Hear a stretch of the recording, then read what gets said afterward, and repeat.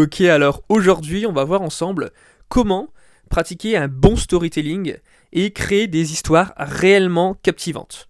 Si tu n'es pas encore abonné à SmartLearn, sache qu'ici, tous les jours, 7 jours sur 7, je te donne mes meilleures informations, astuces, cas pratiques pour progresser ensemble dans la communication pharmaceutique.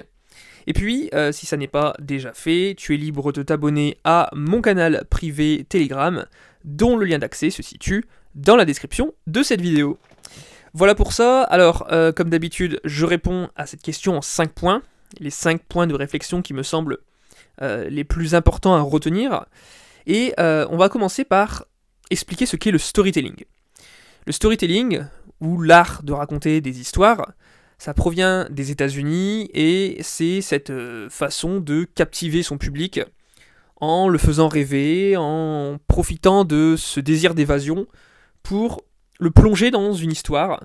Ça peut être celle du personnage lui-même, ça peut être une autre histoire. Bref, c'est comme un conte, un héros, et au début, avant, il est comme ça, il est malheureux en général. Après, il va lire tel livre, tester tel produit, aller à tel événement, ça va le transformer, et puis il va accomplir ça, il va devenir comme ça après. Et donc il y aura l'évolution, on voudra lui ressembler. Ça, tu vois, c'est le storytelling type. C'est utilisé dans tous les domaines, en politique, en publicité, maintenant dans tous les métiers du web entrepreneuriat.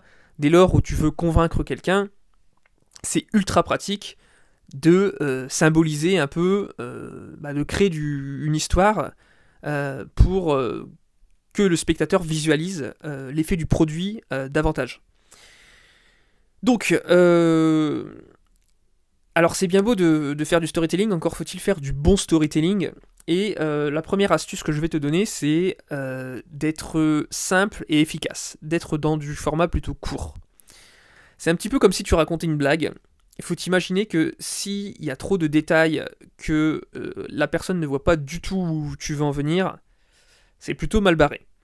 On va essayer vraiment de, sans tomber pour autant dans le stéréotype, d'être un peu caricatural, de montrer, voilà, avant il y a tel problème, après il y a eu ça.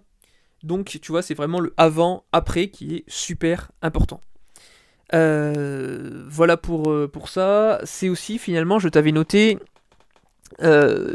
l'histoire finalement comme une blague, comme je te disais.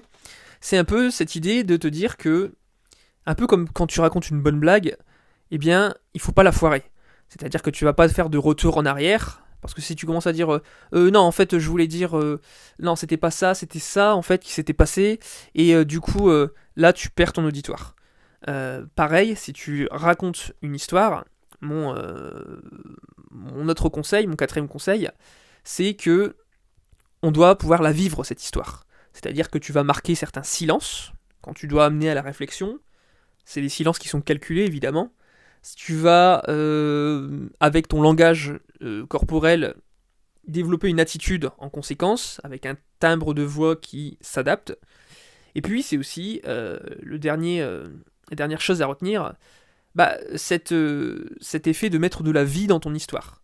C'est-à-dire que ton histoire, bon, ça peut être n'importe quoi. Au début, si je te demande de me parler de toi, d'un événement qui a chamboulé ta vie, tu vas peut-être être maladroit au début, parce que tu ne vas pas forcément savoir quelle phrase à aborder, mais c'est capital d'avoir pour toi-même ton storytelling, si, admettons, tu es embauché dans telle grosse entreprise, et qu'on te demande de te présenter brièvement.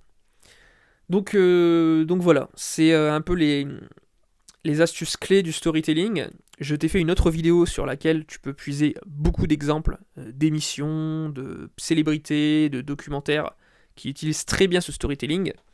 Et il y a une expression qui dit « mieux vaut plaire que bien faire ».